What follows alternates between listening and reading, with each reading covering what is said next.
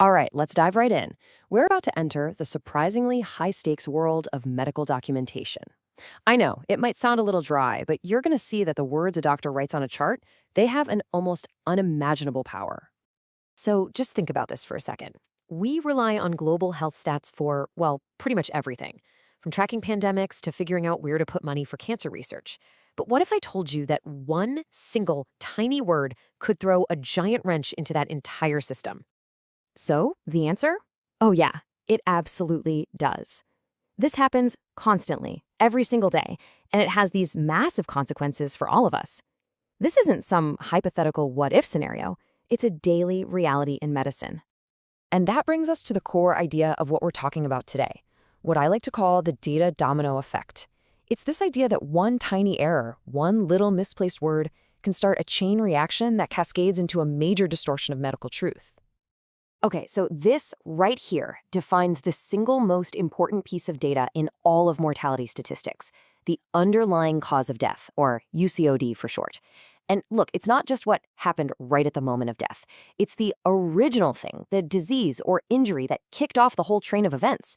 This one entry, this UCOD, is the foundation for how we understand why people die on a global scale. It's huge. So what's the biggest threat to getting that UCOD right? Well, let's meet our first antagonist in this story, the villain of vagueness. This is what happens when documentation is so ambiguous, so unclear, that it becomes almost useless for data. And really, it's as simple as this. The number one enemy of good, clean, actionable data is just a lack of specific detail. You use these generic terms and it prevents accurate classification, which means we can't properly track or fight diseases. Take a look at this classic example, heart failure. It sounds like a cause of death, right? But medically speaking, it's actually a mode of dying. It just describes the mechanism, not the disease that actually caused it. Acute systolic heart failure, on the other hand, is so much better because it specifies the type, and that gives coders the crucial detail they need. Here's another one. Just writing down infection is incredibly vague. What kind of infection? Where did it even start? The specific side, though, that tells a complete story. Sepsis due to community-acquired pneumonia. Now a coder can see exactly what happened. An infection started in the lungs, and then it spread into the bloodstream, causing sepsis. See the difference? And this reveals the core issue with reporting on something like cancer. A simple tumor.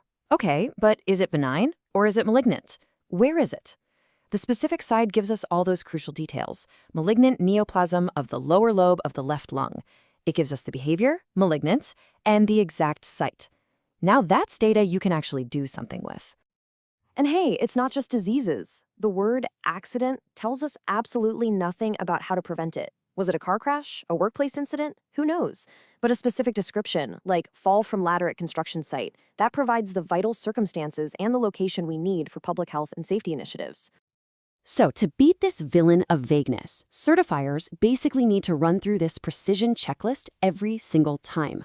What is the specific type of the condition? Where is the site or location?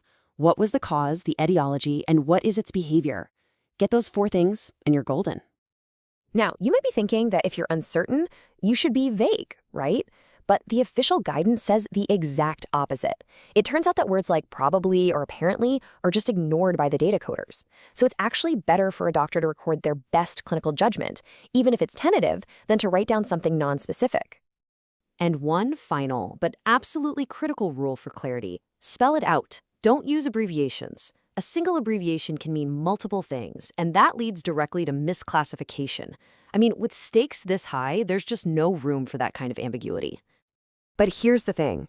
Even if you use specific terms, you can still create bad data by getting the sequence of events wrong. And that brings us to our second major problem, the broken chain of causality. A properly filled out death certificate should really read like a logical story, but told backwards in time. This is a perfect example. The cardiac arrest was due to a myocardial infarction, which was due to the UCOD, that long-term chronic ischemic heart disease.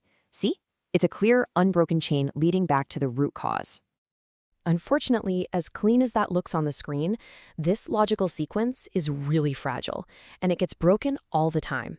Often because of simple, easy-to-miss mistakes in how the relationship between conditions is documented. Check this out. This is a fantastic example called the duration paradox. A death certificate might list pneumonia as being caused by COPD, but just look at the durations. A short-term condition like pneumonia that lasted 2 weeks cannot logically be the cause of a chronic disease that's been around for 10 years. The causal arrow is pointing the wrong way. It just doesn't make sense. And this is where word choice is everything. Sepsis and pneumonia just list two things that were happening at the same time. That little word "and" doesn't actually imply that one caused the other. But if you change it to sepsis due to pneumonia, boom, you've established a clear, unbreakable causal chain for the data coders. And you know, this problem goes way beyond just death certificates. It's in all kinds of medical records.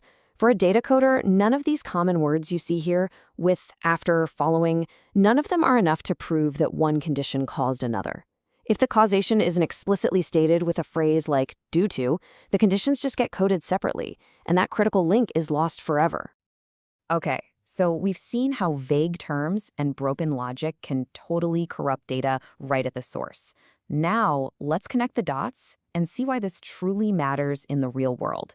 Because this isn't just about paperwork, it's about progress. So let's just ask the question directly. Why does this obsessive focus on single words and logical sequences actually matter to you and me?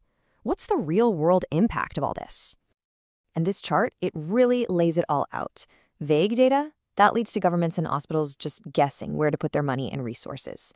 But with specific causal data, you get targeted health interventions. It helps us see if a new treatment is actually working, and it is absolutely essential for tracking the spread and the true cause of death during a pandemic.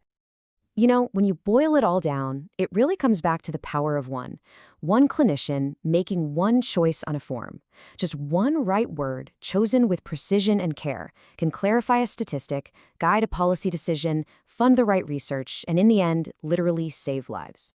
So I'll leave you with this thought.